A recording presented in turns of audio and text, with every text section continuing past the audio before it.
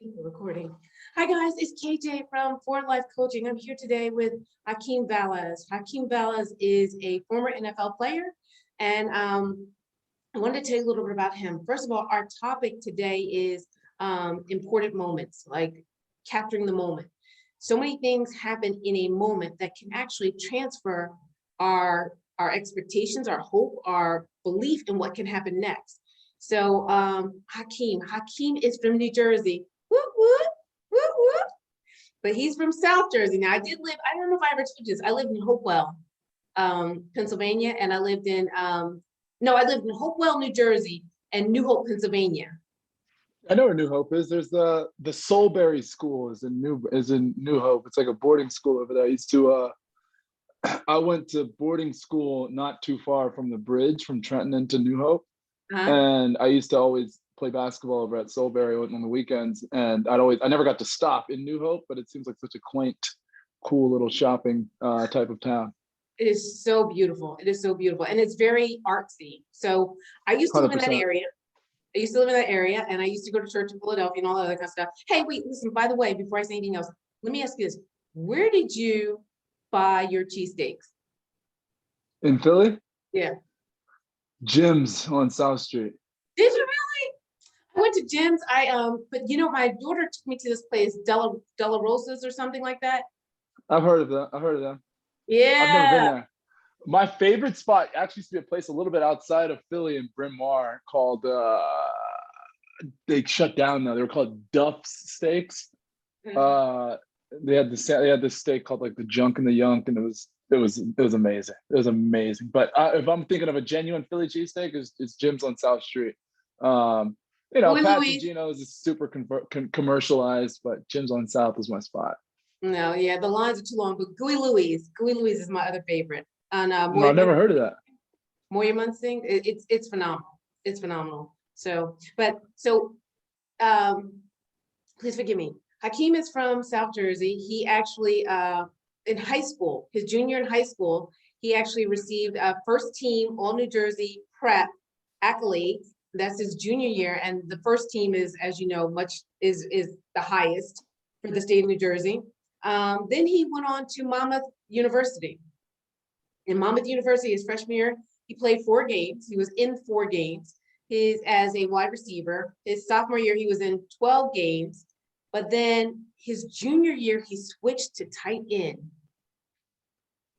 In a moment, he went from participating in a game to starting in his games. In his junior year, he started in 9 games, and his senior year, he started in 11. I'm sorry, 11 games. And also he was the team captain. Fast forward, after college, he was hoping to go to the NFL. And he was selected in 2016. He wound up playing tight end for the Arizona Cardinals. And after the Arizona Cardinals, he played for the Detroit Lions. And after the Detroit Lions, he came home and played for the New York Giants. Am I correct? Yep. Okay, so he was affiliated with all 3 teams. And I hate to say this, but I'm a huge Jets fan. He was affiliated with all 3 teams. And since then, he's actually started a phenomenal business. He's going to tell you more about what he's doing with social media and how he's really and truly making an impact, as well as giving back to his native country, Haiti. So I wanted to talk to Hakeem a little bit about his transition from high school and on up to where he is today. Hakeem, talking about, once again, special moments, those moments that change your life. I have to ask you, you went to a prep school, right? Prep high school? Tell me a little bit about going to prep high school. I mean, I always hear the stories of the prep high school versus, the public high school. Tell me a little bit about it. Yes, I went to a boarding school called the Petty School. It's about an hour away from where I grew up, but I actually lived there. It was different.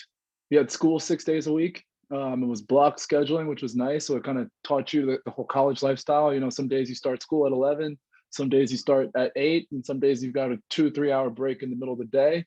You have that kind of flexible freedom to leave if you want, grab a slice of pizza in town and things like that. It was an amazing experience to grow up fast, at age 14. but it was different. You know, you're leaving your hometown to essentially go away to school.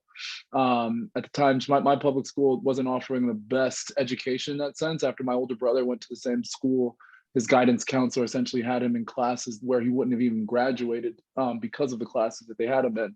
And that was the for my parents, that was the reasoning as to why my brother and I both didn't go to our local school. But yeah, that was, you know, prep school was a different experience, but it was 4 years of growing up. So were there people throughout the state of New Jersey, Pennsylvania? Where did your classmates come from? Oh, it was everywhere. Our school was 27% international, which was really cool. Wow. You know, a lot of people, there's a solid amount of people from Jersey. I think the school is 30% work commuters, so people actually lived in Jersey and commuted to the school. But there was people from all over. You know, it was an amazing opportunity to meet a lot of people from a lot of different places. Wow. So I guess if you're with them 6 days a week in classes, then you were really getting to meet them, right? Exactly. I mean, it was their thesis was trying to limit the amount of unstructured free time you had, because high school students, when they have unstructured free time, is an amazing opportunity for them to get in trouble. And so it was nice. You know, you got to you one of the coolest things about my high school was every Monday and Thursday, I believe, we had family style dinner, which was twice a week. Like, we didn't have a dress code at the school. It's kind of a business casual type of thing, but twice a week you wore a shirt, tie, suit jacket, all of that. And every 2 weeks they would scramble up your assigned seating. You had one faculty member was at the head of the table, and then you had a new set of students around you every 2 weeks, and you ate in family style. If the food came out, the students were the waiters, because everyone had to have a work job on campus. The students were the waiters. They brought out food to you. Then in family style, you pass plates around the table and do all that kind of stuff. But you were doing that twice a week in a suit and tie. And I've never conceptualized it or thought about why. I'd say I do thrive in a dinner table type of environment, or just put me in a room with anybody, I can talk my face off. I'd say a lot of that was born and bred twice a week, where you're sitting with a group of, I wouldn't say random people, because you obviously go to boarding school and we had 500 or so people in the school, but it was having deep, intricate dinner conversations with a different group of people every 2 weeks, twice a week, is powerful and impactful at such a young age. Did that pique your curiosity, like make you want to travel out the country and see, explore and see some of those places that people talked about? Oh man, you know, exposure is everything. I think at the end of the day, you only know what you want from what you've seen, in that sense, and what you've been exposed to. And yeah, I mean, I was the student body president of my high school, and my vice president was from Taiwan. And that's someone who I was conversing with, working with every day, but understanding, learning about his entire culture. You know, I had a lot of good friends who were from South Korea. I had a couple of friends who were from Thailand, a couple of friends who were from Nigeria, someone who has a house in Cameroon, just all different spots across the world, and learning about their cultures and pictures of what they're doing, or they're on Christmas break and that's what you're seeing. Or even now, those same people who are now all living all across the world and keeping up with them, it's super, it's inspiring for me. You know, as Americans, we subconsciously limit ourselves because of our subconscious vulnerability, because of the entitlement that we naturally have being Americans, thinking that we're just the greatest country on earth. When there's just a lot of land, a lot of world out there that most of us, because we're in our own bubble here in the States, are wildly limited to in terms of perspective. So with that in mind, did you ever tell your classmates that you were Haitian?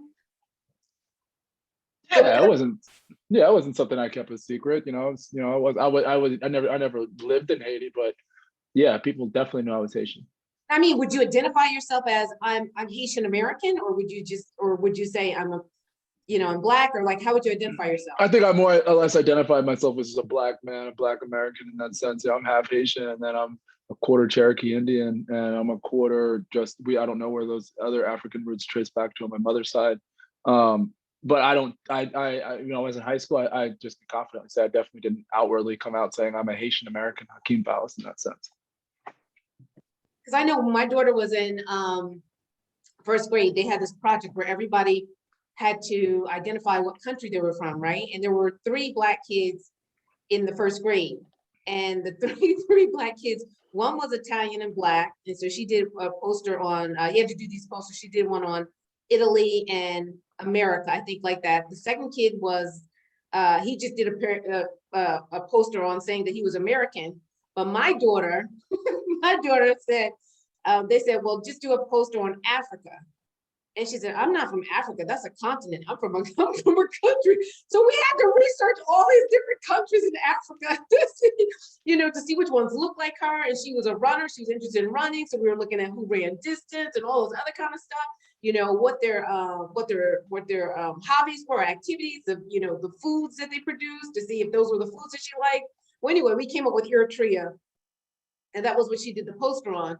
But after that, my daughter was very adamant about, like, us tracing our roots. We traced our roots back to slavery, etc., because she wanted that cultural identity, because all the kids in the class could hold up their poster and brag about, I'm from Poland and this is what's going on in Poland and I'm here. And so my daughter just wanted that. That's why I was asking, if you, as a result of hearing that over and over again, if that made you say, look, you know what? I want to find out about me too. I just want to know. So, that's real. Yeah. So maybe not intentionally, but later on, you had an opportunity to go to your native country. You had an opportunity to go to Haiti. I think it was in college, you went on a cruise, a Royal Caribbean cruise. Yep, definitely. When I was in college, Tell me a little bit about that. It was an eye-opening experience because I got to see fake Haiti in that sense. It was 10-day. I think it was 10 days, 10-day cruise, visiting a bunch of Caribbean countries. And I was excited to visit Haiti. But in Haiti, Royal Caribbean owns an island, like a part of the island called Labadie. Yes. And Haitian natives aren't even allowed in Labadie without like a work ID in that sense. And surrounding Labadie is a 12-foot fence where Haitian citizens are just looking in on this part of their land that they're not allowed to be on, in a sense. So that was an eye-opening, definitely a weird type of experience, and it made me less excited to go back and visit the real native part of my country. Yeah.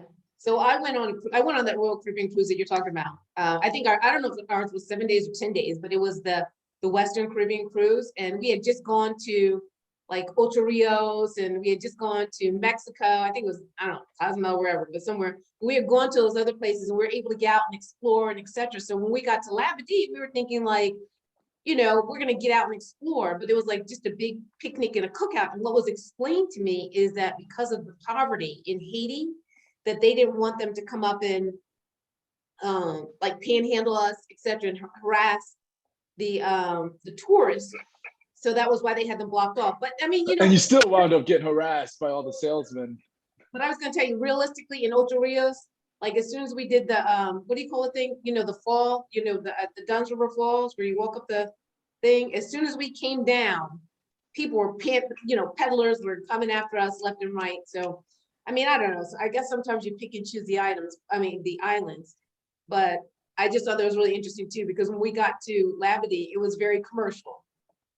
100%. Yeah, it's different. It's definitely capitalism at its finest. So you're in college, and you're in college now. That was your sophomore year of college? Yep. Sophomore year of college, right? And you went to Monmouth? Yep, Monmouth University. Monmouth University. Yeah, I remember. So now I didn't do this, but when we were in high school, everybody would cut on senior day or whatever it is, like the day after the prom.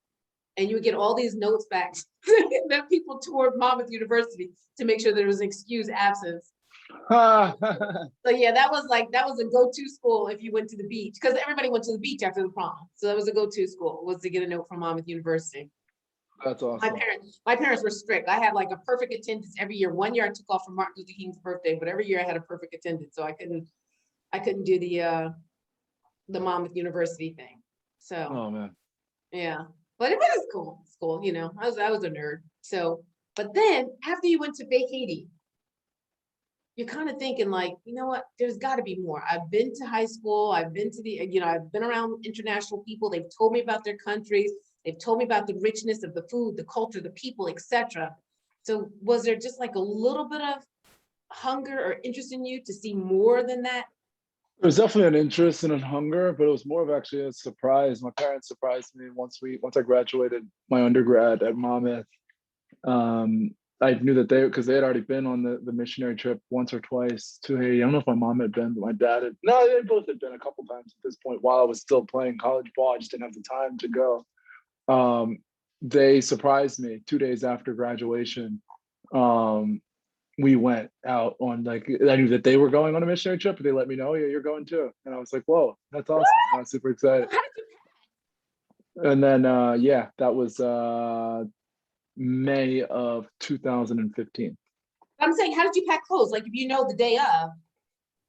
Oh, it was 2 days before. And I'm a last second packer anyway. I need an hour and a half max of time to pack for any type of trip. I try and I'm a minimalist when it comes to packing. Like if I'm going on a trip for 2 days, I'll try and just bring a backpack. As long as I got my laptop and my cell phone, what else do you really need? And underwear. Well, there are a few other things. just a few. Oh, I don't want to go into any details. But I've learned how to do. I've learned how to roll clothes. Yeah. I want to roll my clothes when I pack so I can have more room in the suitcase. That's what it's all about. Yeah. So you get your bag together, you get your book bag together, whatever, and you had your passport, right, from the cruise the year before. You got your passport, you got everything ready. And so what are you thinking when you're getting ready to go? What are you thinking? You think when I get there, I'm going. I was excited to work and get ingrained with the culture and just learn. Because our mission was we were giving out medicine to different churches and orphanages. So we were traveling to different parts of the country on a day-to-day basis, like go to this orphanage, work with them, give out some medicine, things like that. Because we went with some students from some nursing students from Villanova University and brought out a whole bunch of medicine in that sense. And then we would go to a church in a village and we'd set up like a clinic, like a mobile clinic there. And then on our actual compound, we had a building that was essentially like a quasi clinic that had like probably 8 or so beds. And on a day-to-day basis, that's what we were doing, was traveling, setting up, and then I would give them the directions of the medicine of how much to take. So I don't speak Creole fluently yet. I'm trying to learn, but it was un per jour, it was once a day. Like I say, once a day, twice a day, or avec mon jour, which is take with food. And that's all I really needed to know in that sense to begin with. But that was it was a great trip, and then it was cool, kind of just having fun with basic things. We were playing with kids in the village. We played volleyball with a jump rope as the net, like 3 jump ropes tied together, tied to some stakes, and then like a blown up soccer ball. And like we played volleyball for hours with that, and it was such a great time. Did they beat you? I'm pretty competitive. So I consider myself a gym class hero in that sense. So I don't think I didn't lose too much in volleyball. You wouldn't even let the kids win. Oh my gosh. What were the days like? What time did you get up and start? Well, the roosters actually crowed in the morning because we have roosters. So you were up around 6-ish. And then late at night, depending on the night, like we stayed up late, but we played we play cards, like we play like spades and stuff like that. You can play spades. Yeah, we played spades, but it's funny. I learned how to play spades on that trip, but when that traumatic experience happened, we were playing spades, and I haven't played spades since. After that happened, but yeah, we played spades. We played spades every night. It was cool because we didn't have TVs, we didn't have cell phones, we didn't have things like that. It was finding joy with the simple things in a sense. Yeah. And isn't it amazing how you can overlook some of the simple things in life that can really bring joy? Oh, 100%. You don't really realize it until it's taken away from you, super fast. But yeah, it's a lot of people need to take more time to just smell the roses. You know what I mean? Yeah. So I was gonna say really quickly is that that I play spades. Actually, I probably invented the game. So if you did play that, I would have played you. But so no, I'm just kidding. There are two people. There are two people that I met in my life that or three people that I met in my life that are phenomenal spades players. And I mean, they don't lose. And that was my mother when she was alive, my cousin Kim, and my college roommate Debbie Darlene Thompson. I mean, those three are phenomenal with spades, but I like to talk junk on the side. So That's hilarious. during the conversation just now, you just mentioned there was a traumatic experience when you were in Absolutely. Haiti Yep. while you were playing cards. Yep. So it was May 29th. We were playing spades, probably around, it was late. It was like 2 in-the-morning-ish, and there was a storm that night. So we didn't have AC. So to allow a breeze to come through, we had a metal door with like a dead, like a a 2x4 size deadbolt that went across of it. But we opened that to allow the breeze to come in through the screen door. And we had 10-foot walls with barbed wires surrounding the compound. And as soon as the rain stopped after the storm, all of a sudden, we played with those back to finding joy in the simple things. We had like fly swatting contests with the electric fly swatter, because it makes that loud pss, pss, like sound when you hit it. And my initial reaction is, And you so hear this loud. I'm sorry, so who was playing, when you keep saying we, who's we? At this point, my mom's asleep, my dad's asleep, my grandma's asleep. It's this guy named T. What do you call it? T was there. Damn, who was to the right of me? I think my Lakia would have went to sleep at that point. Cherie was there.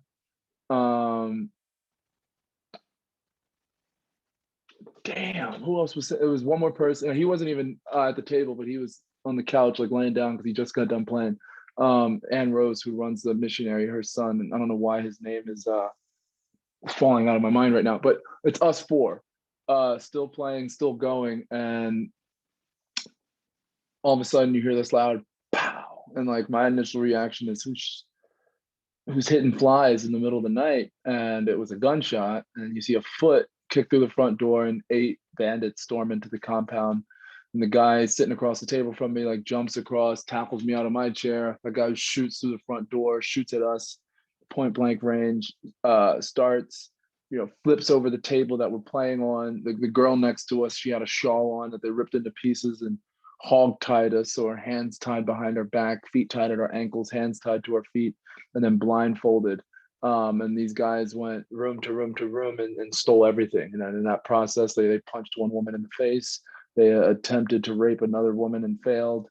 It was wild, and not being able to understand Creole and being blindfolded on top of that just added to the confusion. I urinated myself and didn't even realize it happened until 45 minutes later. So as these guys went room to room, we had a pastor who was staying with us, and if you didn't know where his room was, you would have never looked there. And he calls the police, send help, we're under attack.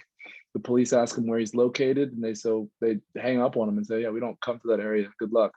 Wait, why don't they come to that area? Why don't they come to that area? Just too dangerous of an area in that sense. And police they're wildly underpaid. They're not about to risk their life for something that they're not getting paid for, and they don't service every area of the country, because it's not every country is like the United States. So why were you sleeping in this dangerous area? Why? I mean, we're doing missionary work, and we don't, like, my Ann Rose, who runs the missionary group, she's run this missionary for years, and nothing like this has ever happened. It's not like, we're here to help in that sense. They thought we were here with a whole bunch of money. And he then calls the next door neighbor, tells him to go outside and go out with your gun and just empty the clip out into the air. So now outside, you hear all these gunshots going off. And at that point, we had thought the bandits had left, but on the compound, we also had a medical facility that they were ransacking through. And within that time, my dad had untied himself in the bedroom crawls out to see if any of us got hit. You know, from his vantage point, he woke up to gunshots and hearing his son screaming. He comes out, closes the steel door, locks it, starts to untie me, and then you hear banging on the door again. And they're yelling, they're screaming, and then they start shooting out the windows. So, you know, we're sitting ducks, and now there's bullets just flying through the compound. And my dad's like, okay, opens the door up for them. They rough him up, tie him back up, throw him on top of me, and go through the compound again, steal more stuff. But after about 45 minutes of hell, that pastor had done the prayer that morning at the prime minister's office. And he called the prime minister himself and was like, send help, we are under attack. And the police finally, you hear sirens in the distance about 45 minutes from when it all began. And the cops were there for 5 to 10 minutes, told us to take pictures on our phones if you still got them, and bring them by the station if you feel like it, and good luck. And like that was it. It was a wild experience, to say the least. So did the armed men leave when they heard the sirens? Yeah, they scurried off, and you know, 2 weeks later, they actually tried to do the same thing to another group of missionaries, and 2 out of 8 of them got caught. And as wild of a world we live in, the police in the town burned them alive and then shot them dead in front of everyone. What do you mean burn them alive? Throw gasoline and burn you at stake, and then as you're screaming and struggling, shot you dead in front of everyone to watch. This is what happens to burglars. So that's what happens to all burglars, or just those burglars? In Haiti, you know, it's things like that happen. If you rob people, it's just something that they don't stand for in that sense, and that was the punishment in that sense. And again, it's not everywhere is like America in that sense, which is why things like that can tend to be very shocking. So as you are collecting your thoughts, and this massacre has ended, what are you thinking at that moment? What do you think? Are you grateful that you made it through? Are you thinking, you know, I'm grateful my parents made it through? Are you thinking? At the time, yeah, I'm super, you know, I'm crying and hugging my parents, grandparents, and all that type of stuff. I'm grateful that we all made it through. I'm thankful that my little brother had just gotten drafted. So this is May. In April, he just got drafted to the Oakland Raiders. And he was when it was all going down, I was like, I'm glad he's not here. He gets to live out his dream because he's already in Oakland because he just got drafted. But then it was kind of just stressed out, waiting until the sun to come up because it was still nighttime even after the police left, and we're just wondering when are they going to come back. And so that was just a very you know, about 3:15 all the way until the sunrise, and stood outside with like knives in our hand, just scared as hell, you know what I mean? And so for those 3 hours, was everybody outside or just you? Or no, it was, you know, me, my dad, we were outside panicking, trying to see if we could figure out how we could, you know, call people in the States to see if we can get a flight out earlier, see if we can talk to someone at the US embassy, something, because it was just like all of that just happened. Cops were there for 5 minutes and then they left, and it was just like, that was weird. You know what I'm saying? And not, I mean, obviously it was traumatic, wild, and all that, but the way the cops just came and left, it was just like, what's next? You know what I mean? Yeah. Well, it's like you're on your own. Yeah, that was the feeling that we were feeling. The embassy couldn't help you? You couldn't go to the embassy? But we couldn't get in we couldn't, it was, not everyone had like phones, or it was on top of not having a signal with a phone, getting contact with anybody was damn near impossible. So what we wound up, I'm trying to think how we wound up getting up.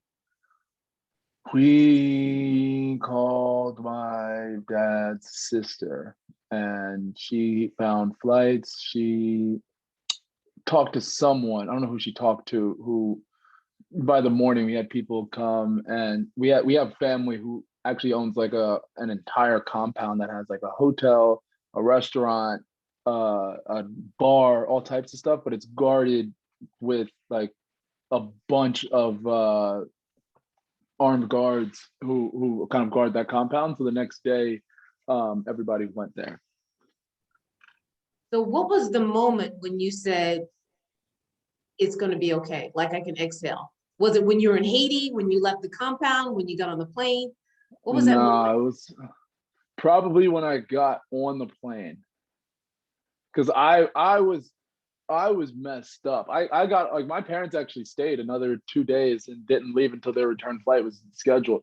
Wow. Me and a guy who just had a kid, like not even 6 months old, we were on the next flight out of Haiti the next day, because I was ready to fight any and every single person that I saw that wasn't a part of our missionary group, because I thought that they were one of the people. And I was just not in an okay state in that sense. And that whole ride to the airport, I just remember being like in fear, like, is somebody following us, somebody chasing us, who is this person, was this person a part of it, who is that person? And up until we literally went through TSA and we're waiting to get on the plane, it was like, now we're safe. But even then, I had a panic attack on the plane when a kid behind me popped open like his bag of pretzels or chips or whatever, because I thought it felt like a gunshot. And I literally spent majority of the plane ride with my head between my legs, just crying. And like that, it was, it was a heavy experience. Did you feel like it was normal or not normal? What's that? The experience or the You reaction? were, no, did you feel like,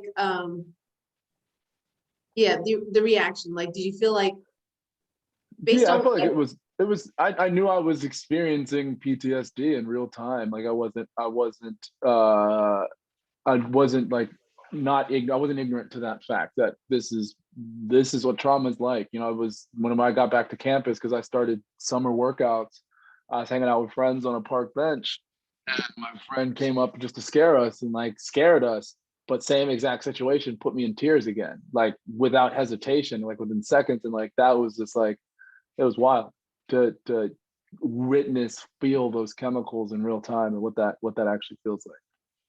So when I say, was it not, what did it make you feel like, oh my God, I want to change this? Or did you feel like, oh, I can fight through it? What did you Oh, it feel? was definitely, I want to change this. And I was, right when I got back on campus, I went and saw a therapist. Okay.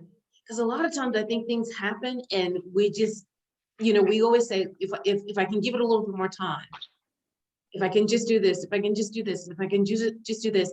And then what point does it get to, if I can just do this and it doesn't get better and we finally give in? Do you know what I mean? Sometimes the waiting game actually works against us instead of for us. And that's why I was asking, did you have an immediate response like, I need to change this? Or was it delayed? Did you say, I can work through it, I'm tough, I shouldn't do this? Especially, men with that bravado, you have to be strong and stern. So 100%. No, it took me maybe 2 weeks or so once I got back on campus to then start seeing therapists. and did your friends say, yeah, man, you should go? Or did your friends say, No, I think it was actually coach who pointed me in that direction. And I can't really remember now specifically, now I'm thinking about it. I just know it wasn't instant, but it was pretty fast once I got back. and did it help? Oh, 100%. Yeah, it was, working with him is definitely what got me through it, in that time, in that sense. What's the one thing you can say that you pulled out of that you don't think you could have done it if you had not gone to the therapist? Like, what's the one benefit that you think they brought to you? One thing that therapy brought to me, like that benefit, I mean, it helped me not, I was in a state where any type of, what's the word I'm thinking of, Stimuli? like external stimuli that was intense would cause me to start crying uncontrollably. Like it could be something as simple as, literally, we're working out for summer workouts and a trainer up in you, like just grilling you, and then you're just crying uncontrollably. Like that was something, like seeing him definitely got me, like, or like I said, the guy scared me and we're just sitting on a park bench, like that made me cry uncontrollably. That going to therapy is what got me out of that state, which was definitely not a good state to be in. Yeah. So you're probably an audio learner, and things that you hear probably have a little bit more sensation for you, because of the shots and that kind of stuff. I know that my mom and dad, they were very, my mom, I had the coolest mom and dad, and my mom did not spank. I did get in trouble 3 times. And I can count all 3 times. One time I lied and said I ate my tuna fish sandwiches, and I didn't. I had them stopped. I had them piled up in a corner. And so when my mom found them, they were all black and moldy and everything. And my Oh parents were man. on a budget. They were on a serious budget.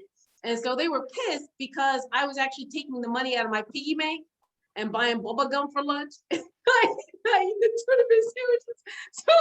So I was hiding them in my toy chest. So when they found the tuna fish sandwiches, they were livid.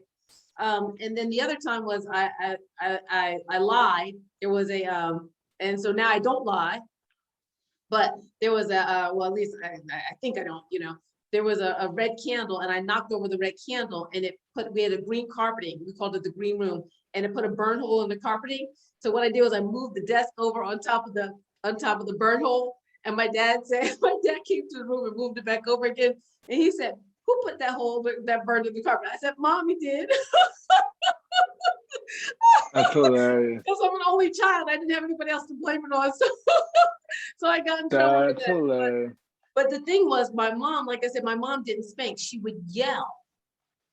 So sometimes people don't realize it, but their tone and their yelling can have a greater impression on me than it could for somebody else. Because once again, like I just remember my only time my mom would get upset, or the way that my mom would get upset, was to yell. So that had a great deal of intensity for me, as like, you're wrong, which conversely, if somebody compliments me, or if somebody says good job, that gives me those, the extra boost or whatever it may be, endorphins or whatever it may be, to get to the next level. So, but yeah, That's real. so realizing that the audio component could be a challenge for you. Do you think it made you more sensitized overall, like not in a negative sense, like even in a positive sense, like maybe you could hear music clearer, maybe you could hear, maybe you started to just a little bit better, I or don't not? know. Nothing that's noticeable or anything that stands out in that sense. Okay. Yeah, So no, nothing that's noticeable. So how did that push you forward? Like when you went through that experience, how did it push you forward? Like, what was your mindset? So after you get back, you've gone through the work with the therapist, address the PTSD. What is your mindset now? What are you thinking? Overcoming that traumatic experience has definitely allowed me to frame just my day-to-day mindset against daily struggles, daily challenges, anything, micro failures, anything. It's framing all of them with gratitude, of just the sense that, I could and should be dead right now, but I'm not. So, you lost this client, or you didn't win this client, or this just happened, or this person just did this to you. It's not as bad as being tied up in a third world country covered in your own urine at the end of the day. So it's framing that inflection point against every other challenge that I go to on a day-to-day basis, and using that as it's almost as a reset of, okay, you're upset, but you're not dead. Keep going. Wow. So when that NFL draft came up in 2016, and they're Mm-hmm. reading through the names, Mm-hmm. what are you thinking? Are you thinking I'm going to the NFL? Yeah. I was confident, but you never know. I didn't get drafted. I went undrafted, and it was, I knew it by the 7th round that I was going to the Cardinals, and it was crazy. I had a great workout that week with the Cardinals, like earlier that week, and it pretty much came out of the conversation that I was either going to get drafted or they were going to sign me as a free agent. And they wound up signing me as a free agent, but it was But you knew nerve-wracking deal. beforehand that you were going to the Cardinals, no matter what. No, not no matter what, because anything could change at any moment, and any team can lie to you about anything, and it could go left, it could go right in that sense. And then in the 7th round, the Washington football team was called my agent and were considering drafting me. And I thought I was just going to be a camp body for them, because they had just paid their tight end a massive contract at the time, and I just thought I was just going to be a body, so I actually didn't want to get drafted by them at the time, and I didn't. So it was nice to still wind up making it to the Cardinals. Cool. So you're going to the Cardinals, you're packed, you're ready to go to camp, right? And you're working out. What do you think you're doing this summer? You're forming a relationship. Everybody's going out buying their Cardinals t-shirts or Cardinals jerseys. Did you have your number at that time, or you don't have your number when you? Yeah, you've got a number at that time. So when do they give you your number, your jersey number? Right when you get there, you've just got one waiting for you. Okay, so you know your jersey number. So your mom's calling people, your dad's calling people. They're telling everybody about you being on the Cardinals, right? Everybody's all excited. Hometown, Sicklerville's talking about you. And then about 4 months later, on September 3rd, you're released. What are you thinking? When I was released the first time from the Cardinals, it was I knew I was so I was released on a Friday right after camp, and Sunday morning is when they make all of the signings for the practice squad. And essentially I was, at that point, I believed everything the Cardinals were telling me, which was, they were going to take me undrafted. I went undrafted. They were going to cut me, but they were going to bring me back to the practice squad as long as no one signed me so what happens when you get cut, when you're on your rookie contract, you get put on something called the waiver wire, which is essentially like not many people understand it, but it's like a secondary draft where every team essentially gets an opportunity. Every team essentially gets the opportunity to sign you in a sense. And during those 24 hours, like every team's got like a block, like, okay, this team's on the clock right now. Oh, they didn't sign you. This team's on the clock right now for Hakeem. Oh, they didn't sign you. And it kind of keeps going. But once that ends Sunday morning, the 24 hours, the team you first came from has the first rights to sign you onto their practice squad. And then the other teams can bring you to the practice squad. So, I was cut for 24 hours. And then Sunday morning, I was brought back to be on the practice squad. So I really wasn't stressing. It's a stressful feeling when family and everyone is, not many people understand that when you first get signed or drafted that you didn't make the team. You've got 4 months to make the team essentially. And even during that time, you can get cut for any reason, but it's not until after you make it through an actual training camp and you make it to that week 1 roster that you actually made the team in that sense. So that was, that's what that process went like and looked like. Did you tell anyone when you were released? Hold on 1 second. Can you, I had to adjust audio. Can you say that one more time? I said, did you tell anyone when you were released? Can I tell you when I was released? No, did you tell anyone when you were released on September 3rd? Did you tell anyone? I told my parents. I wasn't about to, blast out a max text to everyone like, hey guys, I just got cut from the, like I knew I thought I was going to go back to the practice squad, and I did.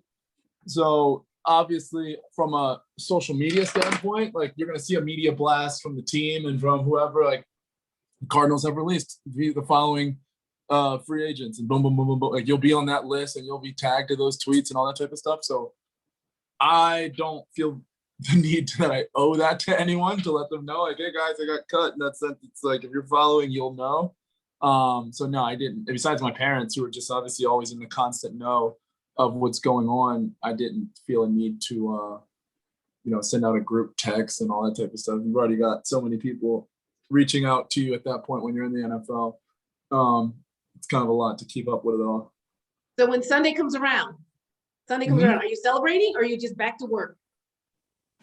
When you say when Sunday comes around, like Sunday right now, and they made you official, and they officially signed you on to the team. Are you celebrating or are you just back to work? It's just back to work. It's nice because you're about to finally start to see some real paychecks because you're only getting paid like per diem during the off season. And so that was a nice, feeling in that sense. So it wasn't like let's celebrate. It was, we're back. We got practice tomorrow in that sense. So, and it's being on the practice squad is intense because you're working, if not harder, when you're on the practice squad versus when you're signed to the actual 53-man roster. Because I've done both in that sense. And you're so much more expendable when you're on the practice squad in that sense. So it's like it was a back to work, definitely a back to work type of feeling. But that intensity paid off because that year you played in 11 games, right? Yes. Yep. 3 solo touchdowns, I believe. No touchdowns. That was no touchdowns. Catches. Yeah. Not until I went to Detroit. I got tackles. Yes. I did get some tackles on special team with the Cardinals, but dressed for 11 games. Awesome experience. Week 6, someone got hurt and got bumped up. Okay. So never give up. Never give up. Real. Stay in shape, stay fit, stay mentally fit, stay physically fit. Be aware, be alert. Stay ready, never got to get ready. Oh, I like that. Did you make that up yourself or did somebody else? Did you get it from somebody else? I don't know. I think a coach, maybe my coach Gallo used to say, stay ready, never got to get ready. And then he used to always say, like he was just an intense college coach and he was always just like, get hot. Like, come on, get hot, heat up, like get hot. And it's, I like those. Ready. You're going to have to text me those because I like those. So you're in the Cardinals. You got your number, you're moving forward, you got it, you're going. Then you get waived. Mm-hmm. What are you thinking? Are you calling your agent saying, look, what's going on? Did you know beforehand? Did you kind of think it was going to happen? You kind of have those feelings that you don't really know what's going to happen because I had a pretty good preseason that year. For me, I wasn't thinking much about the football side of things because during that camp, me and my mother of my child, we had a miscarriage. And that was that's okay. It was a super heavy time. I had a million things going at once. We had a miscarriage. And after that happened, she went back to St. Louis, where I live now, to be with her family and to get prepared to have surgery. And right after I got cut, I flew to St. Louis that night to be with her in recovery of the surgery. I got into St. Louis at 9 o'clock, 10 o'clock at night. When I woke up the next morning, I had like 5 missed calls from my agent and it was, hey, you got to be in Detroit. You got to be on flight at like noon to be in Detroit because they want to sign you for the practice squad and be at practice tomorrow, essentially. So that was, so it was a lot. It really wasn't much downtime in that sense. It was a fast, like boom, boom. And it was just like, all right, now we're in Detroit. But it was going through a lot. And then you're now in a new city. Now you're trying to learn a new playbook. Now you're it's definitely a lot, if that makes sense. Did you think you were going to go to Detroit or did you think you were going to go that quickly? I knew I was going to go somewhere because I did my thing and I'm confident in my abilities in that sense. But it was, I didn't know. There was nothing that was hinting towards, Detroit might sign you in that sense because they never came to my pro day or anything like that. And I don't think we ever even played them when I was on the Cardinals. So that was an interesting, part about it. That was purely the agent. Yeah, definitely. So the agent is important. Yes. NFL agents are, wildly important because they have their own individual network of contacts with different scouts with different teams and things like that. And if if you need to get in for a workout or something of that sort, that scout's probably the scout is able to help set that up, especially if he's got a close contact with a certain team, if that makes sense. Yeah. And so if it's that important to find the right agent, which we know from Jerry Maguire, Show Me the Money, that's my movie. So if we know that, then how did you find the right agent and how do you develop the trust with the agent to get you to that point? I mean, is that why you knew that something was going to happen with the Detroit Lions because your agent said beforehand, I got you? Or I think at the end of the day, it's a perfect combination of both. You as a player better be able to deliver and show up because an agent can only do you so much. You can get your foot in the door, but if you're not good, you're not going to play. You're not going to get signed by a team. How I found my agent, at first I went to my little brother's agent because he left college early to go to the NFL, and he was in my initial conversation was more or less him treating me like a charity case. Because I wasn't nowhere near as good as my brother was when we were in college. Mm-hmm. And I didn't want my agent to see me as just a charity case on his roster of athletes that he was representing. Then there was this, John Perez, who's my agent now, had reached out a year prior to when I finished my senior year and asked to send over some film and things like that. And once we sent that over and he did an analysis and a breakdown of what I did, what I need to work on and things like that. Me and my dad went and sat down in his office It's funny, before going in, we had the conversation of like, look, we're not signing an agent today. We're just going to meet and feel this guy out. And then we sat down with him and we're like, can we have a second outside real quick? And like, we were like, yeah, we're going to sign this guy. Cause there's one thing you can't fake in this world is energy. And we definitely hit it off in that first in-person meeting. And since then, the relationship's been amazing. And it takes also that stress down. You know what I mean? That challenge of like, okay, does he really have my back? Am I really going to get this exposure? 100%. 100%. So then you go from Detroit, you're playing for Detroit, and then you're waived. Yes, so I signed for Detroit in September of 2017, played practice squad most of that season, signed for went active for the final game of the season, played that final game, then was with them the entire off season, and then made the 53-man roster on September 1st or September whatever, coming out of camp. And then I got cut the week November 7th.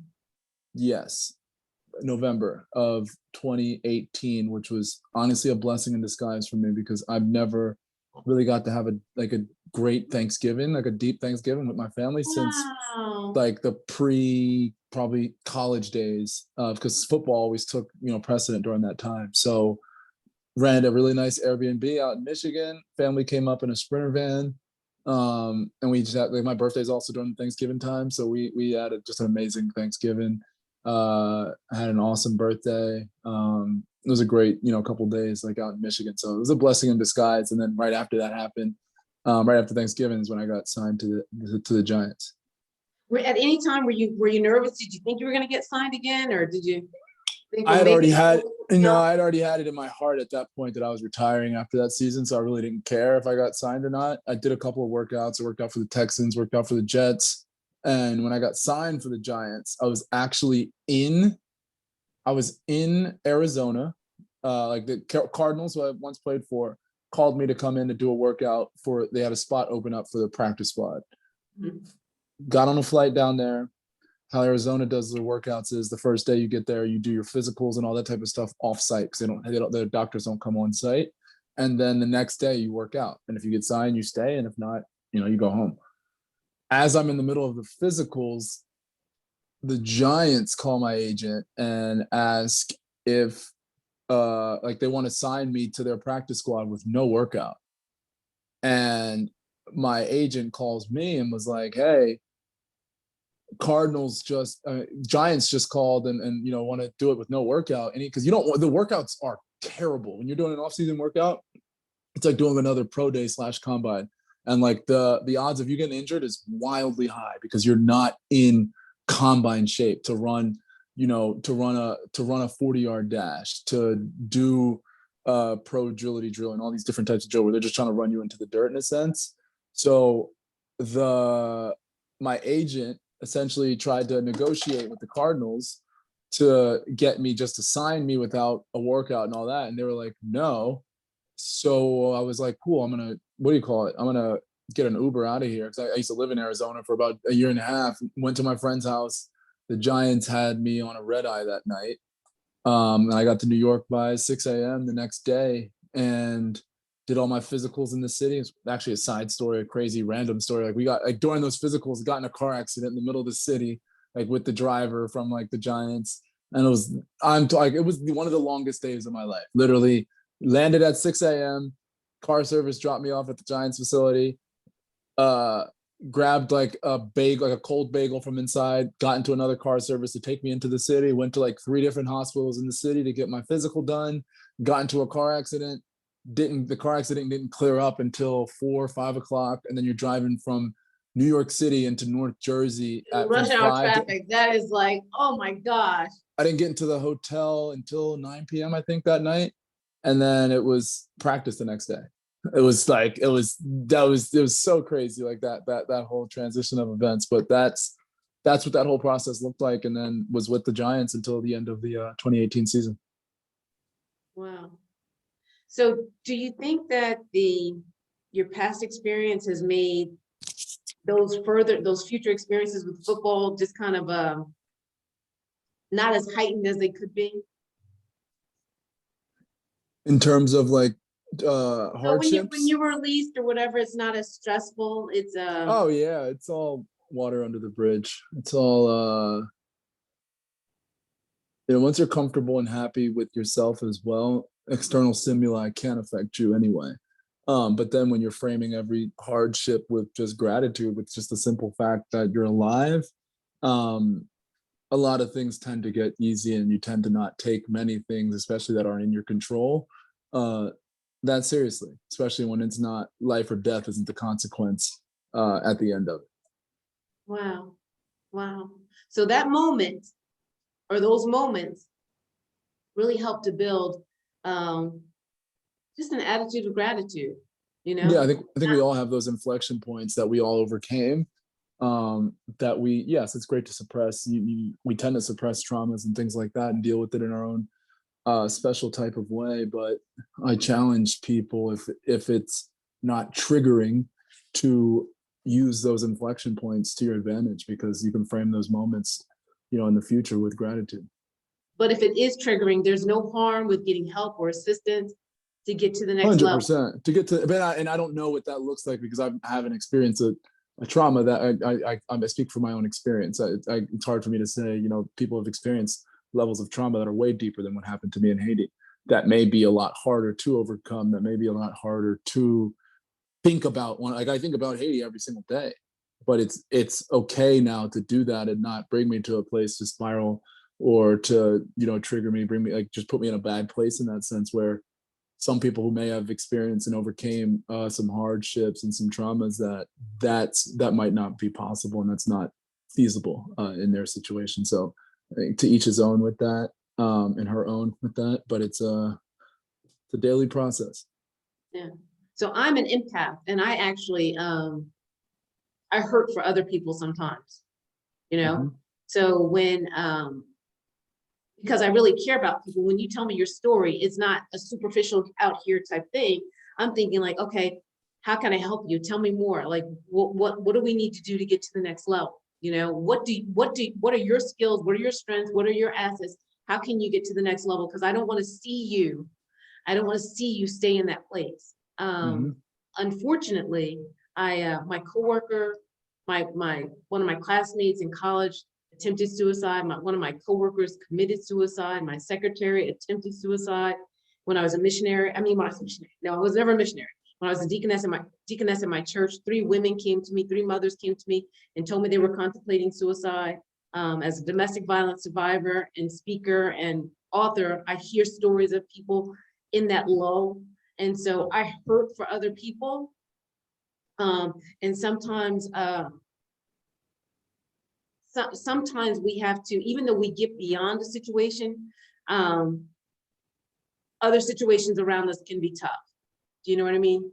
100%. Hearing certain things and being around other certain things can be tough. So 100%. There's a perfect example happened. Yeah, perfect example literally happened today. I don't know if you saw the Quavo Sweetie situation in pop culture right now. They just broke up, celebrity couple, but today the elevator tape was released, and it was pretty abusive from a domestic standpoint. And DJ Academics, who's kind of an instigator of a lot of online, rap culture type of drama, he released a video, the video on Twitter, but it was just, all it said was, this is what led to the Quavo Sweetie breakup. No warning leading into the video and things like that. And a lot of people, that just witnessing domestic violence can be triggering to people who've experienced it in that sense. And he's under a lot of fire today because he did something not as wise as that, and that aren't aware of other people in that sense of what harm you could be potentially causing. Right. And what you can be re-triggering. 100%. Because even though some people are out of that situation, it can be re-triggered. So I'm not bothered by my situation. I hurt when I hear other people live in that situation, because with domestic violence, and we're not going to talk about this, but with domestic violence, the average individual goes back to their abuser 7 times before finally leaving. So typically they leave on the 8th time. Well, some people don't make it to the 8th time. That's true. like they're killed. So That's with real. that in mind, like I hurt when I hear people tell me about their stories and they stay in that situation. So that was just one of the things as you were talking about, you know, some situations that people habituate, they just keep going, keep going, keep going, keep going. That's the one thing that really challenges me.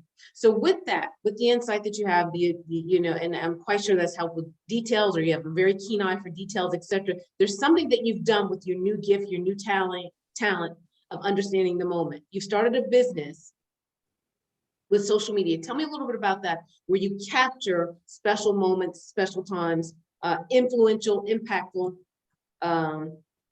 items. Yeah, so I run a media agency called Perspective Global Media. We focus on TikTok as a platform. Essentially, what we do is of a wide variety of different things, from high-level consulting and getting people activated on the platform TikTok, to actually post-producing their content on the back end, whether it's their podcast and converting their podcast content into TikTok content, whether it's taking them their keynote speaker and taking that and making it post-produced so it's contextual for TikTok, or it's actually making native TikTok content hand in hand with our clients on the back end. But it's been an exciting journey, as you know, TikTok, in my opinion, is, outside of LinkedIn, is one of the greatest platforms in terms of organic reach. Yeah, it's intense, right? Is it intense? I'm asking you. Intense in what sense? Like, is my job intense, or No, is time sensitivity, like turnaround, making sure that it's real, it's current. Oh, absolutely. Yeah. Depending on, you know, who you're making content for, whether it's for yourself or for it's for a client, you know, speed's everything with everything you do. And the more subjective eyes that you put on a piece of content, the longer it's going to take to be put out. And the audience is the ultimate and is the end all be all, the judge and jury of what's a good piece of content. Most people are too scared to test and try different things. So what's the turnaround on something like that? So if something happens, what's the turnaround as far as real time? Depends. So if it's me and my own account, I'm watching the Super Bowl and something crazy happens, I'm putting out a TikTok in 20 minutes about what just happened in that football game, from idea to execution. You know, if it's a client, a little bit different depending on what we're trying to get accomplished. You know, from a game plan standpoint, we're not really doing breaking news type of content for a client unless that's what they've signed up for. We don't really have anybody in that realm. It's more or less, okay, we're going to take these 20 videos and turn them into TikTok videos, or we're going to take these 3 concepts and produce 30 videos within the confines of that niche, but staying up to date with what's current and what's happening in terms of different trends that are happening on TikTok. Like right now, there's like Learn on TikTok, educational content's doing really well. Yes. There's so many different hashtags that are, you know, the phone what do you call it, where you're calling different people from different realms. There's so many different things that are happening, but it's about, okay, understanding that these are happening. Now, where do my clients' content fit within these trending moments that are happening on TikTok at the moment, in that sense? And how long does a trend last usually? It depends. You know, on TikTok, if you click on the Discover page, it's an infinite page. If I keep scrolling, like this Discover page is one of the hacks of TikTok. Or if you can create within the confines of the Discover page, your content's it's probably going to do a lot better than any other content that you put out. Most people try and hack it, and they have a piece of content that has to do with soccer, but they now hashtag DIY because DIY is trending. I wouldn't do that, because it's only going to hurt you. It's not going to help you. It's not going to hack the growth of that content. But if you create content within the confines of the hashtags within the Discover page, your content will do really well, because it's a human curated list, but it's infinite. Like if you go to the Discover page right now, it's probably different than what it was from this morning. But if you scroll up a little bit, you'll see the trending things that were trending from this morning. If you scroll up even more, you'll see trending hashtags from St. Patrick's Day. If you scroll up even more, you'll see Valentine's Day. You scroll up more, you'll see the election. You scroll up more, you'll see Christmas and all those different types of things. It stays on there. It doesn't disappear. It's infinite, like the For You page, but the most recent is like every day. If you're creating content for TikTok, you should take 3 minutes to look at the Discover page, watch 2-3 videos within the newest trending topics, and take a second within everyone's innate creative mind and say, could I make a piece of content that fits within that confines of that? No? Okay, next hashtag. Can I make a piece of content that fits within that? No, probably not. Next hashtag. Oh, I could probably do this and use this hashtag because it kind of fits with that, uses the same music, does the same whatever in that realm. That's how people should approach the Discover page, and from a hacking growth standpoint with TikTok. Right. So it is still, once again, kind of intense with regards to being abreast of what's going on in the market. Oh yeah, it's speed. It's just about time blocking yourself. Like today we had a 1 hour meeting with two different people on my team of just us going over what's trending and where our literally what I just told you, where our clients' content fits within the confines of what's trending right now, and then executing on the back end. Yeah, it made me think of a quote that you put in there. I read that you wrote. It said, the grind from that, but you were talking about football, honestly, was my escape. So the grind, or the demand of TikTok is actually your escape in some ways too. It's actually that endorphin or that rush, having that intensity and pace, and I don't even know if that's football or whatever, but I know for me, being from New Jersey, like I love that intensity too. I love that rapid pace. 100%. It's what is it? My speaking style is improv chaos, and my business lifestyle is just being comfortable in chaos. Because it's chaotic, but that's what excites me. If I was doing something else, I used to do podcast production for clients, and I hated it because I wasn't at the forefront of doing exciting things. It was taking pre-existing clients and managing the post-production process of post-producing podcasts at scale. And it was like, I hate this. Whereas TikTok, every day it's something new, exciting, a problem to solve, staying up with the trend, understanding what's in, what's not in, what works, literally ear on the ground of what do the consumers like versus what do they not like within that realm. And being on the platform, listening to comments at scale will teach you a lot of things that most people aren't willing to put the work in to find out. And it keeps you engaged. 100%. It's never rote, it's never whatever. It keeps you engaged. It keeps you engaged with new people. As you said, you enjoy meeting new people in high school, at the prep school, right?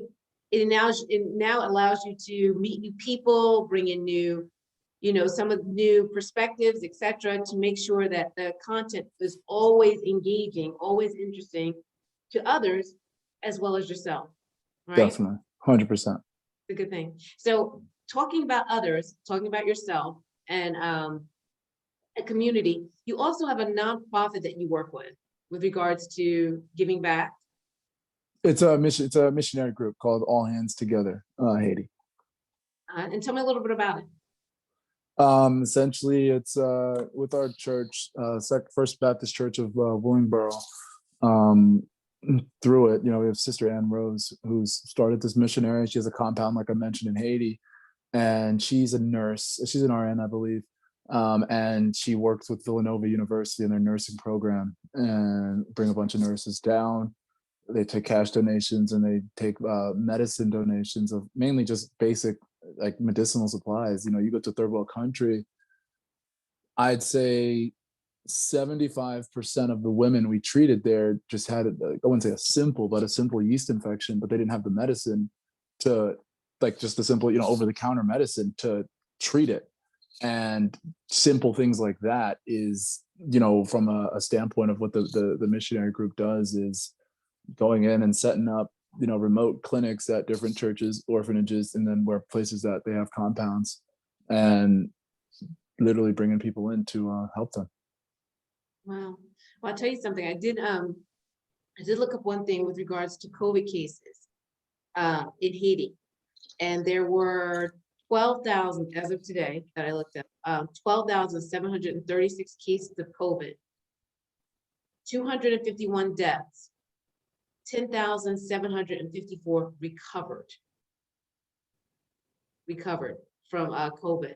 So that dispensing the medicine, servicing the community, whatever you're doing seems to be having a very positive effect, because when you look at the survival rate and how many people have recovered and the strength of the people, that says something powerful. Yeah, I'd love to. I didn't even know those numbers. That's amazing to hear. Yeah, I was floored too, because conversely, my daughter and I, when my daughter and I first started looking into Haiti, her mother is Haitian.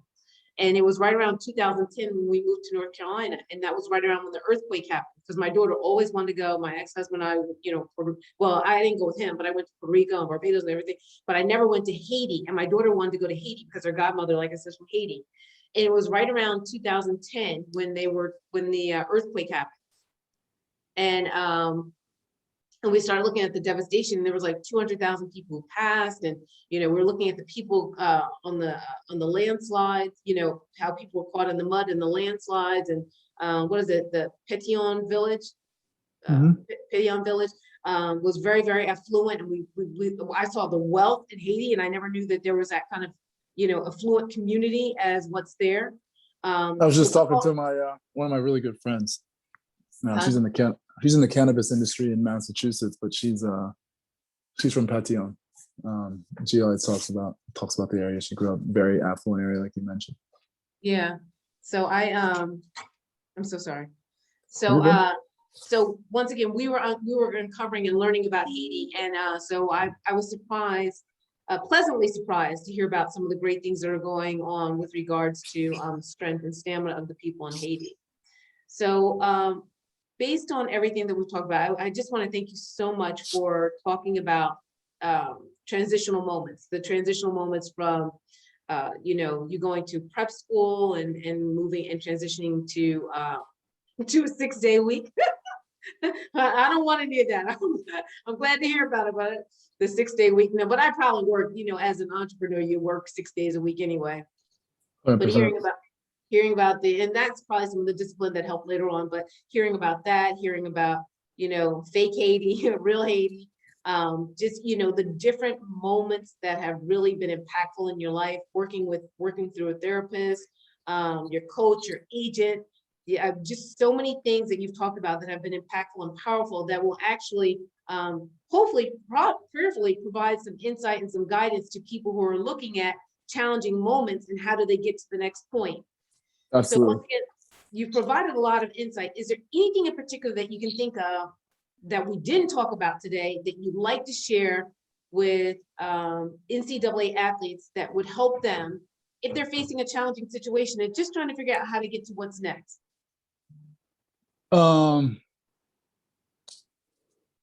I'd probably say, one, we're just getting started. We think life, in our 20s, the world revolves around us at the end of the day. And it feels like it. To their credit, it feels like the world revolves around you. It feels like everything's wildly important. It feels like you need to have success made in a 2021 social media type of world. Easy for other people to say who've never lived through. It's only been 10 years where we've lived in an amplified social media world. So anything before that, no one has historical context on what this generation is actually living through. What I'd like to say from an optimistic standpoint is think of it in adult years. By the time you graduate college, or think about when you're 18. Once you're 18, let's say life is really just starting, when you're no longer with your parents. Now you're in college living on your own. So by the time you graduate college, you're 4 years old, 5 years old in that sense. And if you think about it in the sense that if you really think about modern technology, that generation's going to live to at least 120 years old. So to put it in really perspective, you're in year 5 of 100. You haven't even started the first quarter yet. You haven't even started the second quarter yet. You're just getting started. So I think from a standpoint, Gary Vee says this quote, the best, of micro speed, macro patience. If you want to get things accomplished in the micro and the day-to-day grind, you better grind. Match the audacity of your ambitions and your dreams with your work ethic, because talk is cheap at the end of the day. But then from a macro standpoint, you have to be patient, because you're only in year 5 of 100 if you're still in college, or 4 of 100, or 3 of 100. And when you think about it that way, it allows you to move a lot slower and allows you to not do things that are going to take away from you having success and happiness in the second and third quarter because of something stupid you did in the first quarter.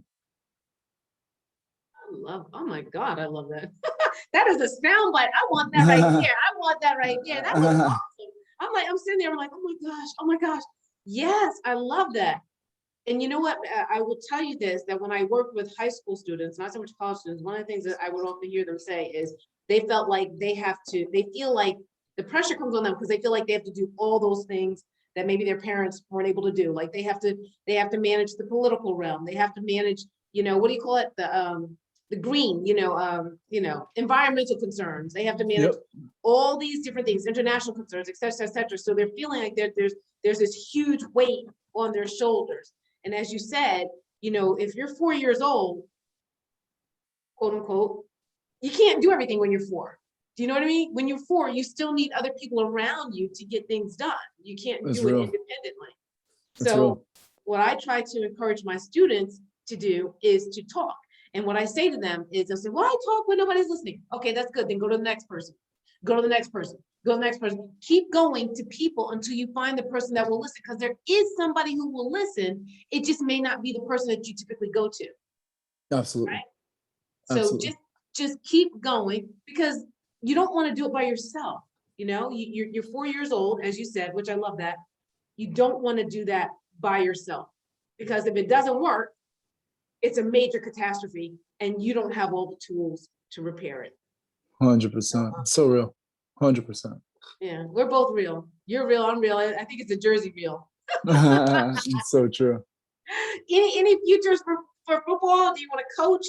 What do you want to do with football? Yeah, so interestingly enough, I'm working on an NFL comeback. Just got accepted into this camp. Sorry, people keep calling. Interestingly enough, I'm working on an NFL comeback. Just got accepted into this camp called the Hub football camp. It's kind of like a one-day type of event where you can get filmed, sent out to scouts. I think some scouts will be there as well. And then my agent just submitted me in for the Spring League, which is like another one of these leagues that have kind of popped up to allow players to get more NFL exposure, especially someone like myself who's spent 2 seasons off the field now trying to work on a comeback. So it's been exciting. How you feeling about it? It's confidence is everything. I've always been a quiet, silent worker, so haven't really been making much content around the comeback and all that type of stuff. I'm feeling good. Having 2 years off is nice. For someone who's played competitive sports since I was 5 years old, never had the time to just breathe, to not have to go to practice every day in a 365-year year, and put things in perspective, and now kind of go back with fresh perspective and a fresh body. Wow. Well, congratulations on on moving backwards. I mean, not moving backwards, moving back into something that you love. That's what I was saying. Moving back into an arena that you love. What about your brother? What's he saying? In terms of playing, or he hung up the cleats after about 3 years. He works in Philadelphia in security. Okay. Well, listen, congratulations on, like I said, following your dream and trying to get back into football. My fingers are crossed. I appreciate you. Both. Good luck with everything, and hopefully it might even be like a New York team. Absolutely, I'd rather be Philadelphia with the Eagles. It's my favorite team, personally. But whoever cuts the check, I ain't mad at it. Well, I'd rather be the Jets, to be honest with you, if it's going to be any team, because that is my favorite team. My dad and I have watched. Well, my dad, when he was alive, he and I used to watch the Jets forever. And so I wouldn't mind the Jets solely off the reason that Gary Vee is a huge Jets fan and has pretty much made it publicly known that if you're a Jets player, that he will 150% make time on his schedule to meet with you. But most players maybe don't know that or take him up on it. But that's literally the main reason why I would do it. I remember I was going through a physical and a workout with the Jets, and like that was the only thing I cared about making that team, because it'd be like so cool to just meet Gary. Well, whatever it takes, I'm telling you, my dad and I would always tell a story about the 3rd Super Bowl, 1969, Joe Namath, right? Like I said, that's a cool dude right there. That's a cool dude right there. Yeah, yeah. I saw one of the recent commercials. I can't remember which one it was, like life insurance or something like that. And I was like, oh my God, it's your name. And my daughter looked at me like, what? He's a cool dude, right? I was like, like one of those people, like, when they would see Jay-Z or something screaming at the concert. I was like, ah! That's hilarious. But anyway, listen, Hakeem, thank you so much for everything. I really, really appreciate your time. I really appreciate everything that you've offered. I don't know if you gave us the contact information for your TikTok business, if somebody's interested in doing TikTok. Yeah, probably easiest way, shoot me an email, hakeem@perspectiveglobalmedia.com, or just head to perspectiveglobalmedia.com and we can help you out there. Okay, Hakeem@perspectivemediaglobal.com. Hakeem@perspectiveglobalmedia.com. Hakeem@perspectivemediaglobal.com. You said it again. Hakeem@perspectiveglobalmedia.com.